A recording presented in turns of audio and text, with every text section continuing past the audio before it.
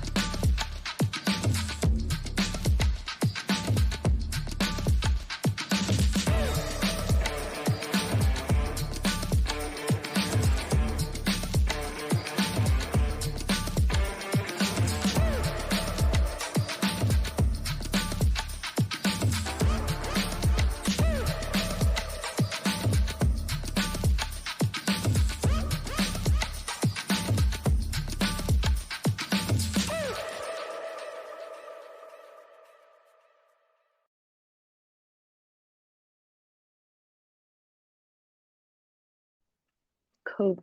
Amazing. That actually worked. Right. So now we can get into the good stuff. So I guess first and foremost, to kick us off, I think it's important to look at, like, why did we bother going through a rebrand? Oh, is that me? Sorry about that. That's a really horrible noise to listen to.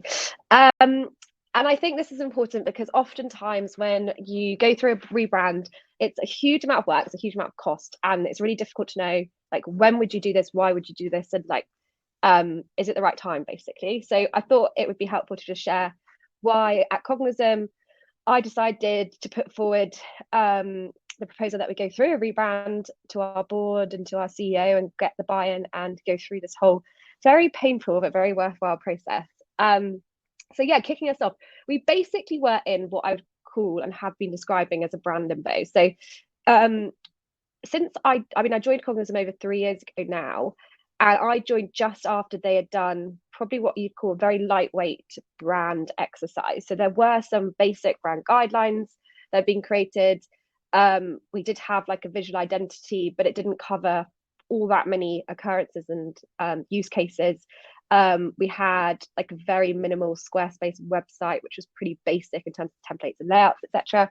So it was like it was minimal, but it wasn't something that at that time was kind of top priority for me to think about and focus on.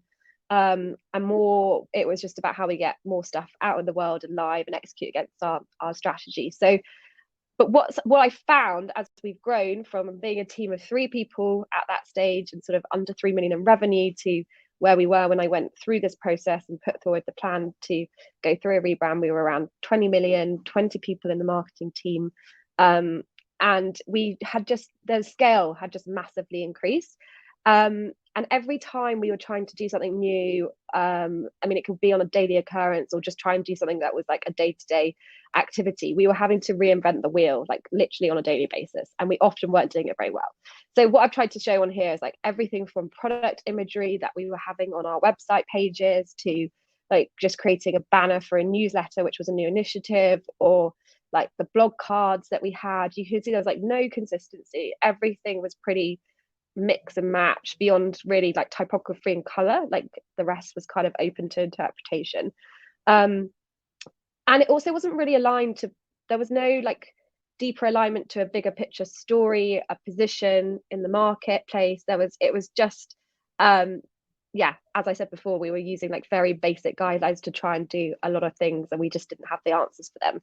And not only had marketing team grown, but the whole organization had grown. So we know up to, what are we now, like 400 plus people. So it was becoming a real issue, and it was just massively slowing us down as well. And so at that point, it was pretty clear to me that we had a problem and we needed to solve it. So what I did was I put together a whole presentation on why I felt like this was the right time for us to go through this process, and what I thought the business impact of it would be. And also a lot of that was working on trying to tie it back to revenue, our ability to hit our targets and goals, the momentum and speed we'd be able to achieve them with, and also ultimately our growth.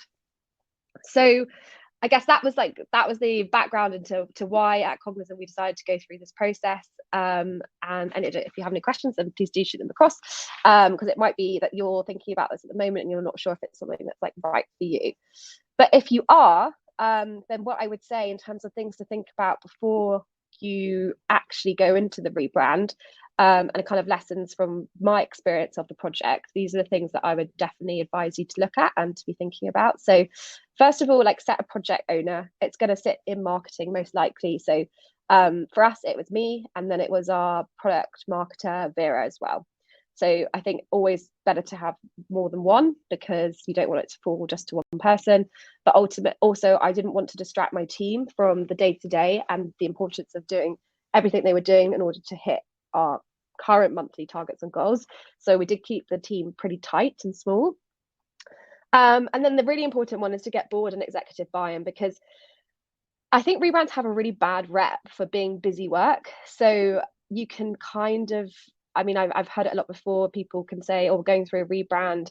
Tons of projects get put on pause until the rebrand is launched. Nothing else gets out the door. Everything is paused. Growth is actually stalled, not accelerated. And I think all of those things can lead to kind of, as soon as you present to a board the word rebrand, a lot of fear and concern. So it's really important, if you are going to go through something like this, that you make it clear what your plan of action is and the impact that will have during the time that the work is in progress. Because I am a big believer to have as little work in progress as possible at any one time. And this was the biggest amount of work we've ever had sitting in progress for the longest amount of time ever, because it was probably, in the end, ended up being about 4 to 5 months that we did, we were working on something that we weren't able to show.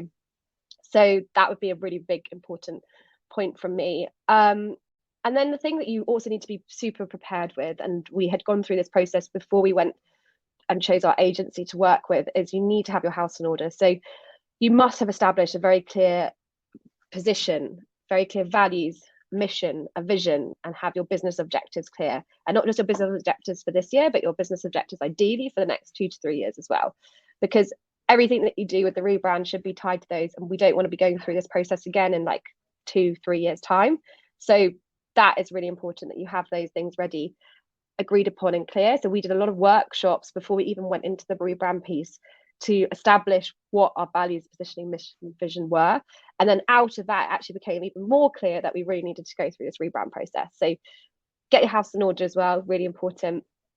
And make sure it's all documented really well, so that when you do come to pick your agency and you do start going down the rebrand path, it's very easy for them to pick up and get immersed in, and yeah, just makes the rest of it that much easier.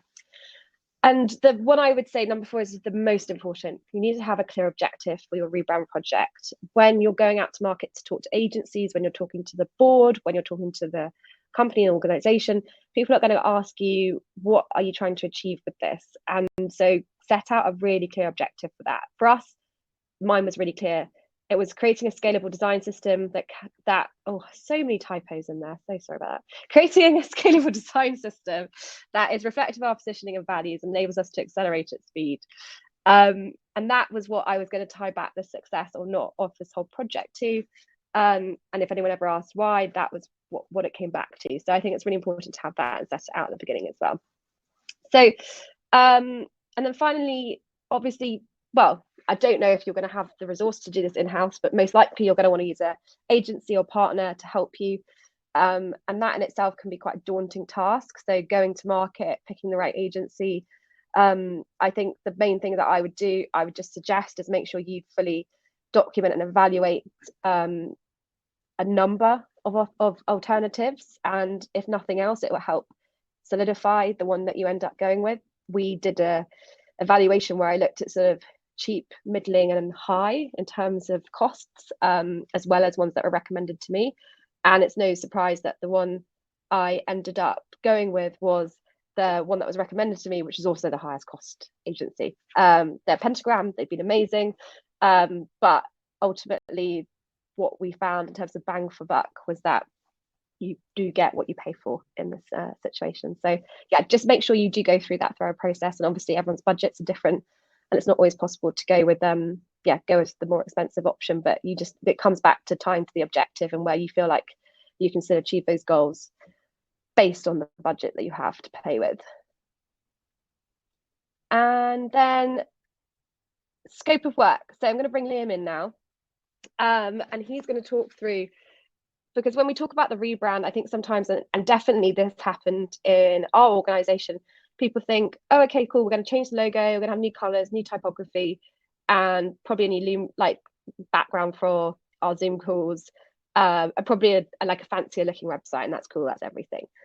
If only that was everything. It actually encompasses so much more than that, and it's a great time to actually scope out what is it that you are going to achieve with this rebrand beyond just the obvious, I guess. So yeah, bringing Liam in to chat this through as well.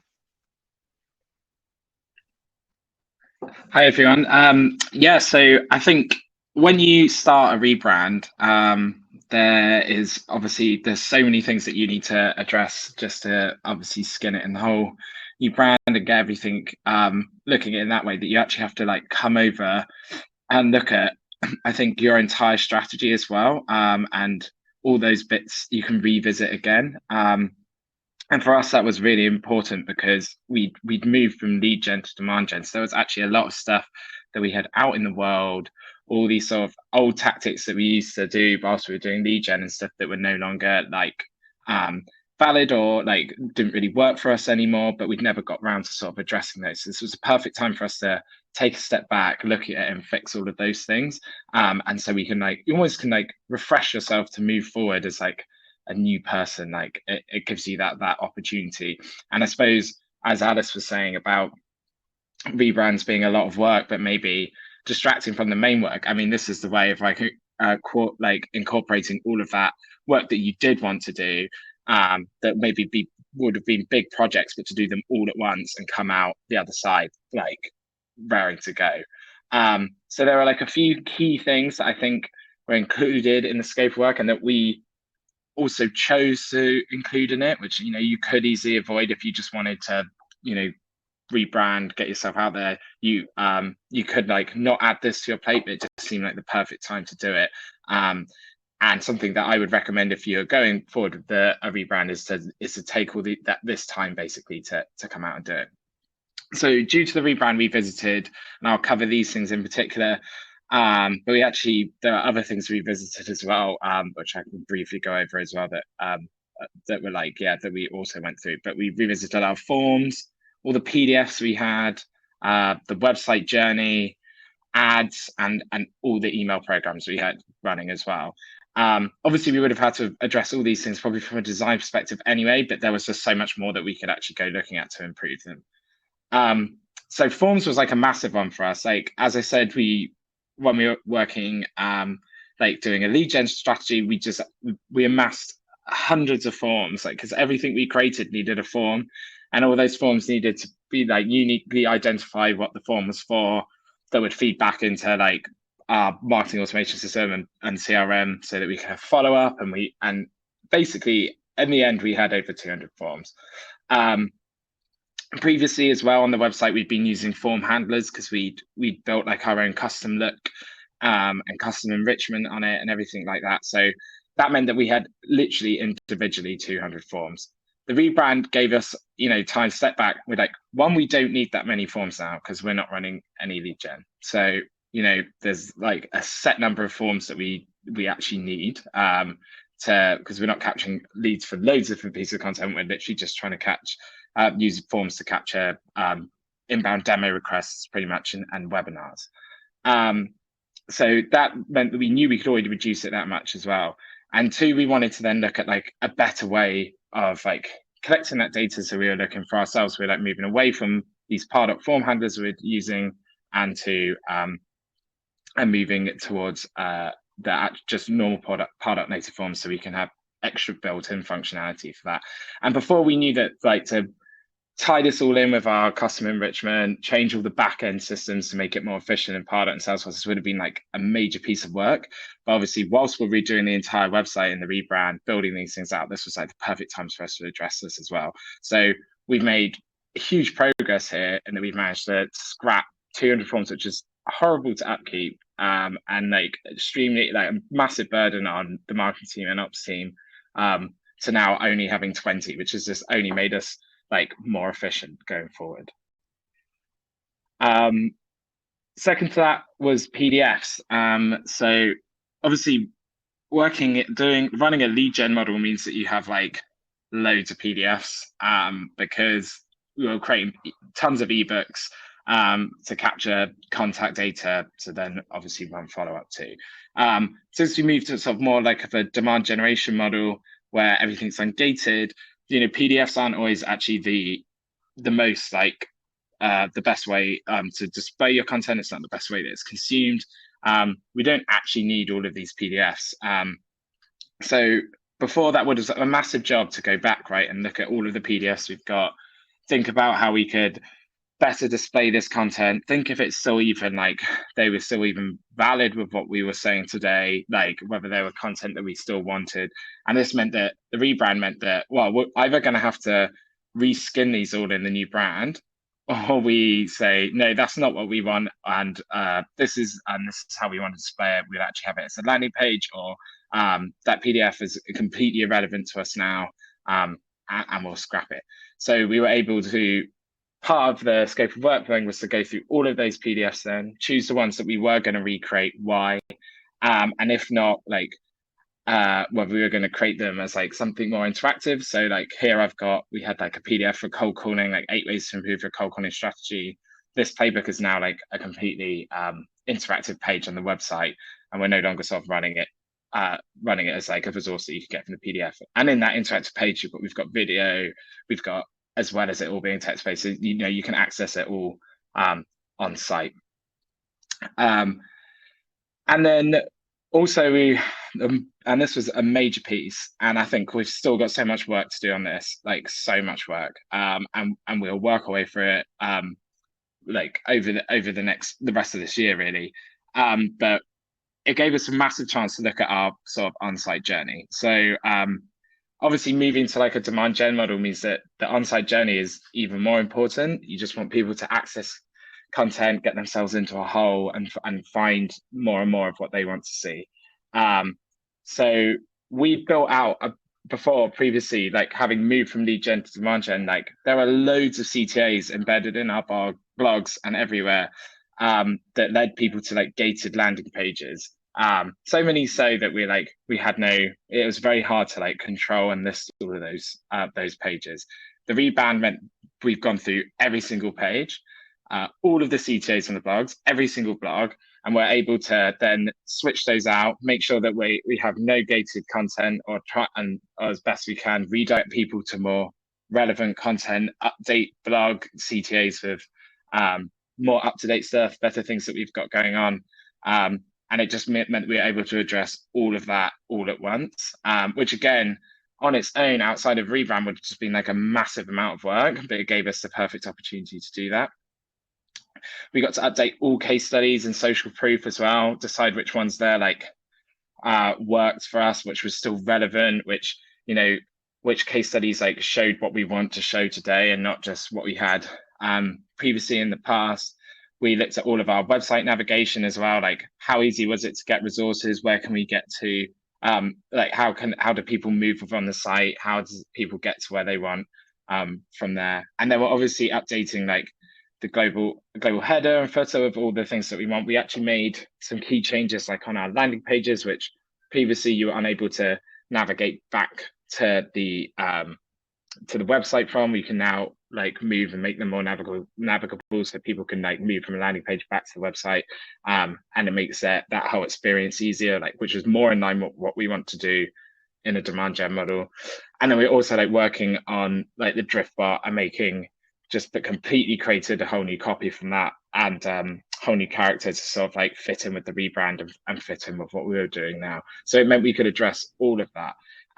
There's so much that changes when you move from like lead gen to demand gen, such as we had just pages with like a video just embedded on it, that then we that, you know, now we wouldn't do. You know, we've got other places that we know where people actually consume that content, like, and is more valuable for us, like pushing them to the YouTube channel, right, where they can comment, like, share, subscribe, do all of that stuff, rather than just having this random page that we'd have with a video on that was potentially gated. And the rebrand made us go through every page to find these things and like recategorize where we put that content and like create journeys so that people can find it there. So that was like an absolutely massive one. Sorry, Fran, were you gonna speak? Sorry, I was gonna just say, I interrupted your flow. While you were just talking about the drift bot, we actually had a question on it, so I thought it would be quite good. So Michael's asking, there you go, it's coming in hot on the screen. So like, was the drift bot new, or did you need to redesign like the chatbot flows, and just kind of like, might be good to talk about what we did on that. Yeah, actually, so the drift bot was already there before, but I think we had like some issues with like chat priorities, like which bots played when and how that worked. And we realized that we built up all these different specific bots for different pages over time as well, but they didn't always fire at the right times. And some of those were now irrelevant. We had ones for like different offers and things, and basically it become a big mess. And also the drift bot itself like was very basic, and I think it was because every time we tried to create like almost like a persona for the drift bot, like something exciting and new about it, we didn't really have a brand to base that off of and fit in with it. It was quite, you know, we're a bit lost. So having this new brand, this new identity, being able to like really like say who Cognism are, enabled us to then like use that to base the new drift bot off.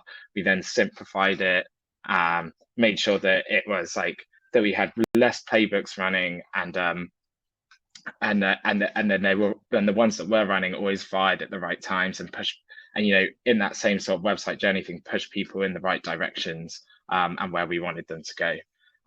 So yeah, we actually quite a lot of fun there, just brainstorming how we were going to build it out and how we were going to make it. I don't know if you've got anything more to add, Frank, because you're involved in the process as well. No, I think you summed it up. All good. Yeah, I think the one thing I would say about drift that I think you've already alluded to it really, but we kind of made the mistake of trying to have playbooks for every page almost at one point. And when we actually took stock and simplified it, we realized that we could have a more streamlined approach and something that was more on message because we had less noise. So I think that if you were looking to deploy it, I would always start off with a few playbooks as opposed to, I think we got a bit excited, didn't we, and started doing hundreds of playbooks, which are actually quite hard to track. So yeah, that's a bit of advice I guess I would give. Maybe we could also just, sorry, I think Liam and I are actually in the same room for once. So, but I thought we could quickly answer Monica's question about linking the rebrand outcomes to revenue and growth, because I think that's really important. so not third-party studies. This is like, it's not an exact science, but essentially I thought about some key metrics that we would increase based on how going through this process and tying back to my original objectives. So I believe that we could increase the amount of traffic, organic traffic we get from branded search through going through the rebrand process. So that was just applying a percentage increase figure that I felt was feasible by going through this process, and then also percentage increase in website engagement metrics and just general traffic as well, which then ultimately fed into increase in direct demo requests. And as that filters down throughout our normal funnel metrics, what that looked like in a revenue output. But then also one that's like much harder to measure was just the speed and accelerated output of everything from design through to like our ability to get a campaign live and in market, our ability to do just a basic task. And that's like, obviously that's much harder to tie back to revenue and growth, but it does go to becoming a more efficient team and being able to get a lot more done. So I'd say those are like a few areas to look at that we did look at to try and tie back to. Yeah, anyway, I will go back to hand it back over to Liam. Is it Liam? You're still... Just the one final slide, but yeah, so another bit that came into the scope of work was obviously redoing all of the ads that we had live and running, and that was obviously an absolutely massive task that Fran managed to absolutely smash through. But you can take that off. You could just again take all your ads and just reskin them in the new brand, but we sort of took it as a time to deep dive into all of our current metrics and the performance of those, which then actually led us to restructure our accounts at the same time, so that we weren't actually just reskinning the ads that we currently have, but we were using the opportunities to create new ads for the gaps that we then had within this new structure. So I feel like this was obviously like a great time to like address all of those things, almost start from scratch and see where are we missing things, you know. We're then looking at like, whether we create different formats of different ads that we maybe hadn't considered before, like whether we're like adjusting different creatives for like Facebook and Instagram stories, for example, and trying out and using it as a way to like create new ads that we could then test.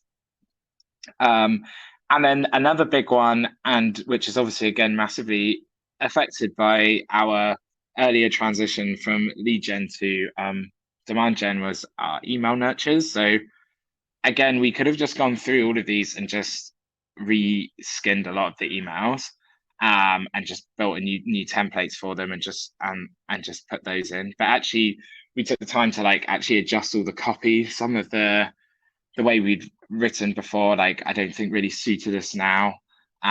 We also looked at like which email nurtures like were no longer even relevant.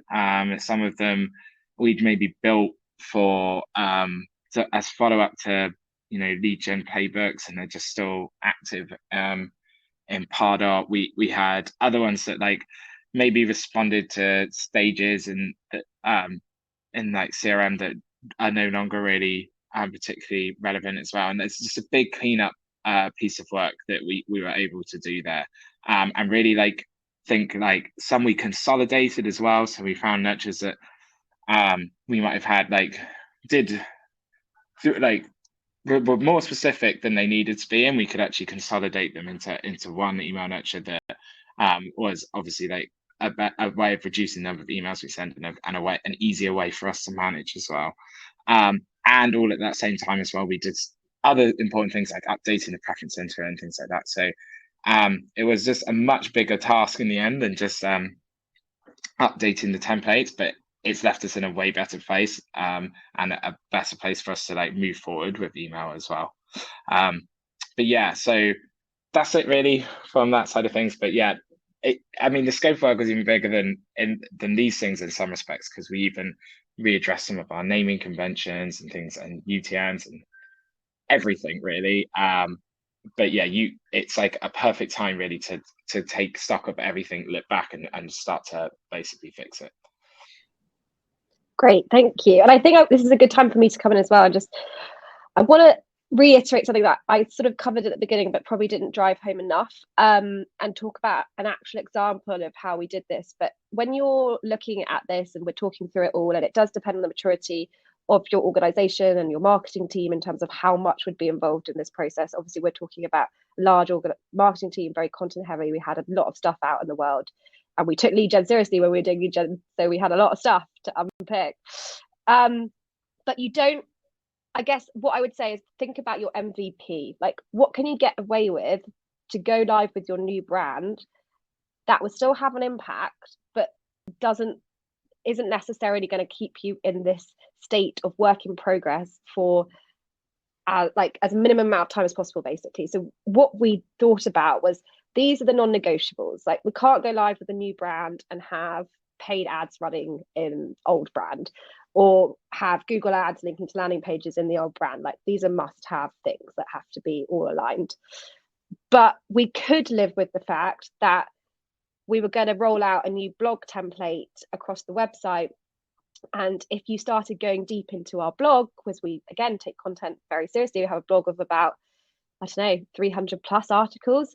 Once you get past probably 100, you might start to find blogs that haven't got, that actually just have our placeholder, rebrand, hero image, probably have an old branded pull through, in-page images probably aren't all updated.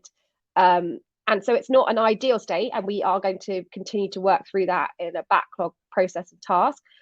But those blogs get like, 10, maybe 15 hits a month. It's not huge amounts in comparison to the rest of the site. So we prioritize based on traffic, based on eyeballs, based on what we think was going to have the biggest impact. So I would just say, like, you can think about it in that way. That wasn't going to be, if we said we had to get all 300 blogs and we needed to have a hero, a pull through, in-page images, the full works all updated in the new brand, we would definitely not be live today.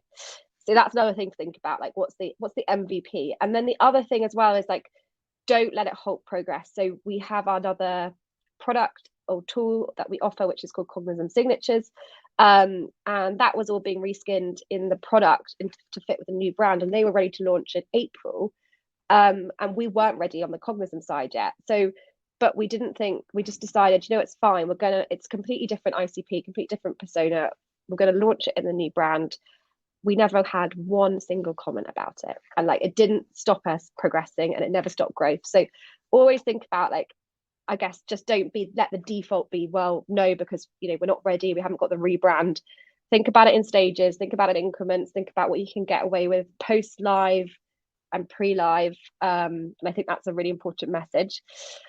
And then I guess just to reiterate, in terms of when you're thinking about undergoing the project, like, it's a lot. So you need to make sure you resource it properly. Like, we ended up, by the end, I think we had about 5 different freelancers working on the design. We have an in-house design team of 3 as well, because for every blog there was about 5 different images that needed to be created. Times that by, let's say we did 200, not the 300, plus you've got, I don't know what, 400 other web pages, etc., and then all of the other collateral. It's a huge amount of work. So you need to make sure you have a process for how that work's going to run. That process fits with all the different teams, and it's communicated well and clearly.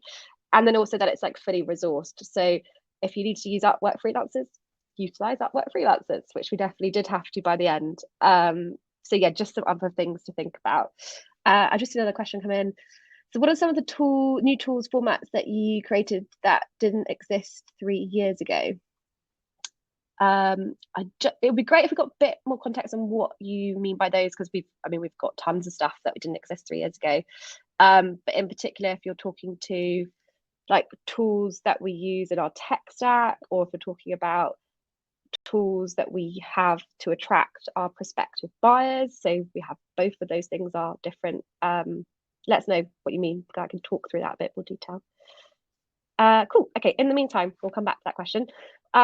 If we go to the next slide, I wanted to just run through like how it's going so far. So I had some lovely feedback, like very qualitative feedback. So things like like just like obviously can take what you're seeing on LinkedIn, but it's great. We had a great trial customer come to us, prospective customer come to us and say that they were loving the brand. Our investor Matt from Peakspan, great feedback from him.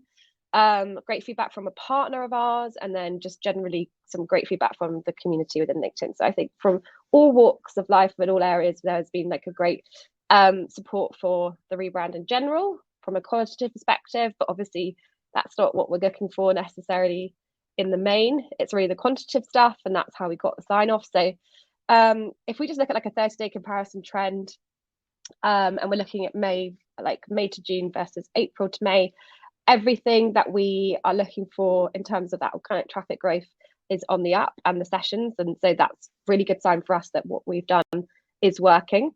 And then it's the same when we just looked at a like slightly shorter window for the 7-day comparison between when we actually launched and previous week before, because I think the key thing that you need to be very prepped for are all the technical sides of launching and changing your website. So we've had such a close eye on our website health score, so things like image sizes. We've got this great new ability to do some cool animations and things on the website, great new designs, but how is that impacting like our mobile optimization score, our website health score, therefore our ability to obviously rank. And at the same time, Google had rolled out a new update, so all of these things are really important for us to keep a close eye on, and so far so good, which is important. And then we also wanted to make sure that none of this was impacting negatively our SEO our SEO efforts, which we put a lot of time and resource into. So just looking at the comparison between May and June, we had actually been massively benefited by the Google update, but also benefited by the website change, like the update to the website. And so the readability of our pages, all of these things were factoring into it. So Johnny's question is, sorry if I missed when you said this, what's in your new website CMS? So it's always been HubSpot, but what we have done is just actually use what we were on as the old version of HubSpot in terms of for the CMS. So it was like, albeit still very it's very easy to use on your own. It wasn't drag and drop. So we're now on the drag and drop editor, which I highly recommend. But with that meant a whole rebuild. So it's given us so much more flexibility going into the future. Again, another thing that's created a scalable solution for us.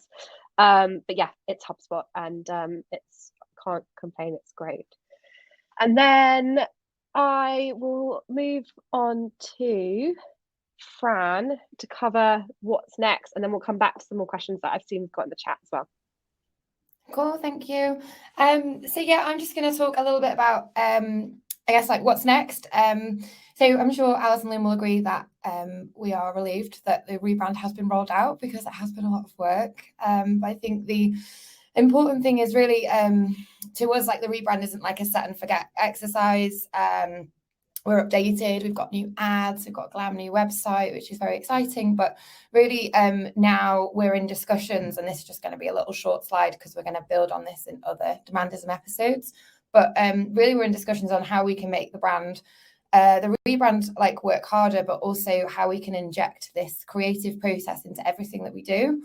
So I guess, I don't know if anyone sort of like listening has a similar process, but what we normally do in the DG team is we'll think about a campaign, and we'll think about all the messaging and what channels we're going to post it on, and then we'll say, right, okay, and we'll brief it to design and get some banners or some ads or anything else that we need. And I think what we've learned from this is that the rebrand is actually encompasses everything that we do. It's our tone of voice, it feeds into our values. So we're kind of realizing now that it shouldn't be an afterthought. So some changes that we're making is like to like level up this creative process. So we want design to be a core part of building the campaign. So when we're having a meeting about like what campaign we're going to run, what messaging is going to be included, we want like a creative direction within that from day one. Because that's really going to keep us honest to the brand. It's going to help us feed into like the core values that the brand's communicating, and also just keeping us consistent with like tone of voice and what we're putting out there. And I think some of the ads that Alice was showing earlier, or like the inconsistencies in what we were producing, that is, we were very guilty of probably just working in silo from design, and we just really weren't being, I guess, like very cohesive. So that's something that we've definitely learned, and something that we're really going to focus on. And also, it's like the storytelling elements. We haven't really been very strong at that previously. I think we can do it quite well in a campaign for our core ICP, but we never tie it back to kind of like our overarching message. So that's another thing that we need to consider. Like, brand guidelines are a core part of the conversation, and when defining our messaging and everything that we're doing. So yeah, and we've really, I think Liam and Alice have covered this really well already, but we've really taken stock and redefined what we're actually putting out there. So it's our, I think it's two things. I think it's the switch from lead gen to demand gen. I think it's taking stock and having this rebrand, but we're really thinking about, well, if we're not obsessing over ebooks anymore, what kind of experience are we delivering to our audience? What are we putting out there? Are we ahead of the trends? Are we interactive? Are we creating like on-site journeys that make sense to how like users behave? Which is very different to how they would behave like 5 years ago, for example. So there's loads of stuff that we're starting to think about and cover. I think like the next few episodes will cover things like around like how we're reviewing our campaign structure and things like that. So we'll do like a real deep dive.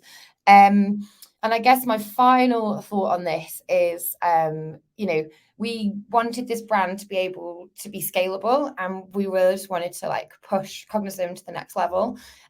Although I guess like when we first told, Alice came to us and said we're doing this big rebrand, I think sometimes you think okay, well, we're growing as a company, we're going to have these really strict brand guidelines, and that's, we've got to work within them. Yes, you do, and it helps for the consistency and tone of voice, but it doesn't mean that it has to stem creativity, and it doesn't mean like you can't push things to the next level. So I've just like added some ads that they're not even live and out there yet, so you guys are the first ones to see them, but we're thinking about connections and around this gaming theme, and these are just like some of the ads that we've put together, really thinking about how we're telling the story and the creative elements. So here's a great example of how yes, there are brand guidelines, but you can still really think outside the box. So yeah, that's just like a little summary from me, but over the next few weeks I'll be covering our new campaign structure and lots of other things. And I think we have more questions. Alice, do you want to? Yeah, I was going to go back to Michael's question, because there's a really good question here about you discussed this from a marketing perspective. I haven't discussed coordinating with product, customer success, and the rest of the business. It's a really good point. So how did this work? So, and we could actually talk about some war stories into this as well. I think like can be a bit honest as well in terms of like what worked and what didn't. But what did work was keeping identifying the key stakeholder group early on at the beginning of the project, and getting them involved in the very beginning phases of the whole rebrand piece. So where the agency would create kind of 3 paths that we could go down, and having those stakeholders be involved at the very beginning of that was great, because it meant that we all came aligned on eventually the path that we chose, and the route that we went down. I would say the really important thing is, though, like have the driver and the owner of the project, which will be marketing. So in this case, it was me. Make sure that you keep very clear timelines and deadlines on any feedback that's required from those stakeholders. And if they miss the deadlines and timelines, then I'm afraid like that's kind of too bad, and you have to move forward. Otherwise, I think that can become, it's like designed by committee, and you end up losing time that you can't afford to lose. So set that expectation up front, so it's not a shock to people, and then stick to it throughout. And then internally as well, we have an internal scope of work, which was going to all of those stakeholders, understanding and identifying all of the requirements that they would have with the rebrand. So whether it was a number of it was the assets the sales team used, or the assets that the customer success organization needed, or whether it was like partner collateral. So all of these things were identified up front. And again, in consultation with those stakeholders, a phased approach was actually put in place in terms of rollout. So these are like frontline assets that sales cannot live without, must be ready for launch. These are things that we can do post-launch, etc.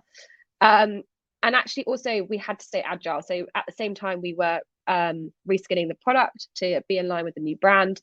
And at one point in the process, it looked like the product was going to launch a week before the website and the rest of the branded assets.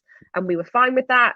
And then actually it switched at the last minute and we went live with everything else, and product launched 4 days after us. So again, it was a good example of just saying agile, thinking about whether that really needs to be a game changer and block progress, or if you can live in like a bit of a limbo world for a time. The other thing that really helped us is we're also rolling out Seismic to the organization. So that was a good opportunity for us to consolidate all of the assets that the rest of the org use anyway, and make sure that no out of date or branded assets are being used. Another thing that's really, really important to do is you need to keep the rest of the company updated. So we have these all hands town halls once a month. So I think for probably the last 4 months, I was doing an update on the rebrand, like where are we in the process, sharing the latest that I could share from the rebrand and trying to get people excited. And that's actually incorporated in the video that we showed at the very start, like their reactions to that across those town halls. So yeah, not keeping people in the dark too much. And then the way to roll it out, I guess, that we did was to create a rebrand pack. So that had, I mean, there's a lot that you can control on the marketing side. So we have Mailtastic, which can update everyone's email signatures automatically, so we didn't need to worry about that. Obviously, we can control most of the outward-facing kind of brand assets, but things like their personal banners on LinkedIn, we couldn't control the updates to those. Them applying a newly branded Zoom background, we couldn't control that either. If they wanted to share the rebrand video, all these things. So we wanted to create a pack that was very easy for them to access. On the Monday morning they came in, they could grab those assets and they could update for themselves. And yeah, hopefully as a company, we all went out on that Monday morning, fully rebranded and into the world. And that Monday was hectic, I can tell you.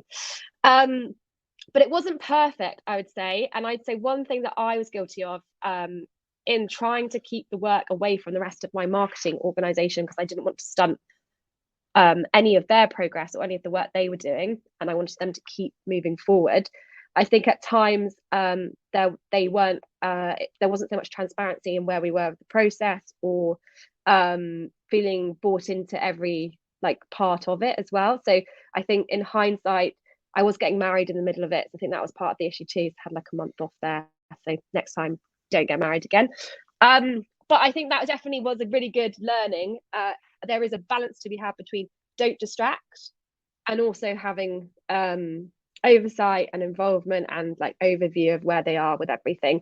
And then it ended up being like quite a mad rush when we got to the points of like, now we need all hands on deck. This has become like all team, let's go, for like, 2 weeks of normal work as usual kind of stopped, and we got this all done. And that was great, probably for 2 to 3 weeks. But I think that could have been smoother had there been a better balance kind of in that phase. And then I think I'll hand over to Liam and Fran, and it'd be great for you guys to just be brutally honest and share your learnings as well.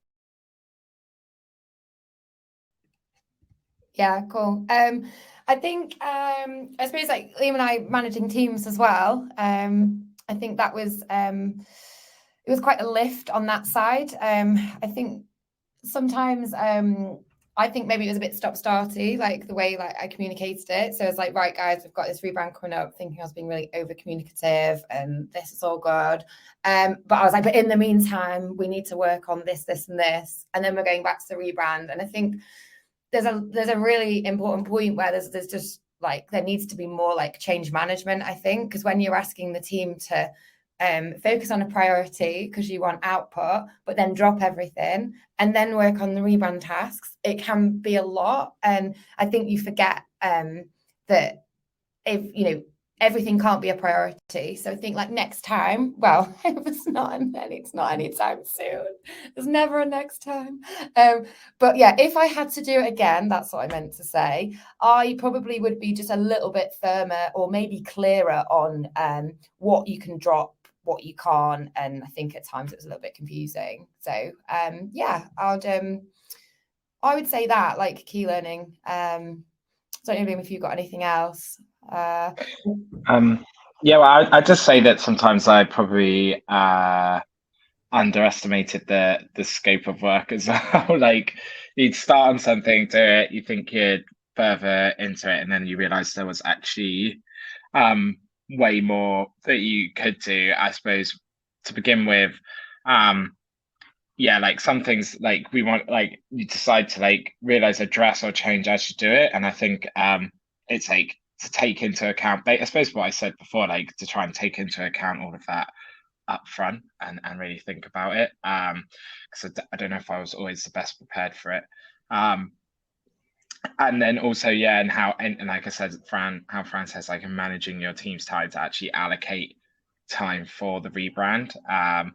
Because I feel like maybe at the beginning we didn't hit the ground running as fast, and if we had, then we might have had a better split of work. So towards the end, it was almost 100% rebrand, whereas maybe like really we could have kept it at like 70-30 the whole time if in the beginning they weren't actually at like 95-5. So I think there's that side as well, but you always think you've got time on your side until there's not much left. Yeah, I think they're probably some of the biggest things. I think on that as well, just sorry, explaining the why is really important. Like I think also that was sometimes missed, was like it wasn't just a task, like, okay, content team, please create the briefs for all the 400 blogs that you have listed in the blog, and like, you know, that they would just say, okay, I'll get the task, I'm going to run with it, I'm going to do it. But actually the why of like, okay, this is an opportunity, as we've talked about a lot, to actually think about rethink about the journeys that those blogs lead to think about the quality of those images, to think about how this could really impact all your core metrics and KPIs if done really well, rather than it just feel like, oh, this is extra work. And I think the why, therefore, and tying it back to metrics and KPIs is really important. And holding my hands up to probably not always having communicated that as well. So yeah, sorry, Fran, were you going to say something? Yeah, like something similar to that. I think, well, two more points I guess I had. One was the one that now I look back, what we should have done is probably just looked as a DG team, like looked at all of our tech stack, because tools that you don't necessarily use all the time, like Drift, for example, we were like, I was like, all right, we need a new logo. But then actually, as I mentioned before, we've got so many different playbooks, and we were still finding playbooks to like old PDFs and things like that. So I think probably a good tip would just to be like, address all of the tech stack that you've got in place, and just prioritize it. As Alice was saying, you don't have to do it all at once, but just look at that in prioritization. And then I guess maybe just feedback. I think explaining the why is definitely important, because now I've spoken with some of our team, we're thinking about new campaigns and how we're unlocking that in the new brands. And obviously I've just shown you guys these cool ads that one of the guys on my team, Jamie's been working on, and they're really excited about it because they can see how now it's features throughout all of our campaigns, how we're thinking about this tone of voice, and I can see that they're buzzing. But I think if I'd explained the why earlier, I think they probably would have been more excited then than like they are now. So I think, yeah, it's just super important to do that. But yeah, otherwise, like, glad it's done. It's exciting. Yeah, I mean, it wasn't all bad, guys. So just to reiterate, saw the like early signs on the metrics. Lots of really hard work. I mean, I just like, honestly, my team were phenomenal, and it would never have been done without them all. So it's a huge lift on marketing, but a massive like a huge thing to have gone through and to have done. And so hopefully for all of them, like an amazing experience, and they've absolutely done a phenomenal job, which I'm sure everyone will be able to see as well. But I just wanted to like talk about kind of where we're going to go with Demandism next, because I think this was kind of a one-off. We just wanted to talk about this because it was a massive thing we've been busy doing, which is why we've not been as present of late, but we're back and we're fully in the demand gen focus. In fact, Liam and Fran and I have all been in an office for the last 2 days, heads down, building out what was going to be our new structure that we're going to be rolling out for how we want to run a demand generation team, how we're going to work, what we're redefining what a campaign is now that it's not an ebook. Sorry, Fran, stole your line. And actually deep diving, like, yeah, how we want to roll that out to the team so it really accelerates and actually get more into market and in play now that we have got this amazing brand behind us. So there's so much there. I mean, literally in 2 days, we've built a whole structure.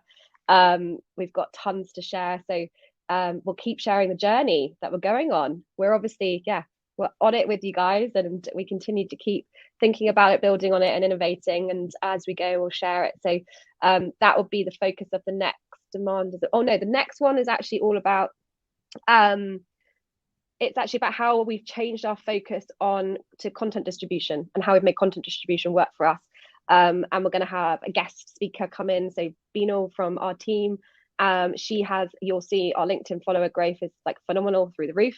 How have we made LinkedIn organic company pages work for us? How have we made subject matter expert LinkedIn organic growth happen for us? So that's going to be our next episode. And then after that, because we'll have had all of this rolled out to the team as well, we'll come and show you everything we've been working on from a structure perspective, what that feeds into from what is a campaign, what are the elements of campaigns, how we're planning campaigns, how are we executing them in this new demand gen world as well. So a couple of episodes teased there. And in the meantime, we're hiring. I know it's tough out there a little bit at the moment. So if anyone's interested, definitely come and check out Cognism, because we're still hiring. So thank you for listening, and hope it was useful. See you on the next one. Thank you.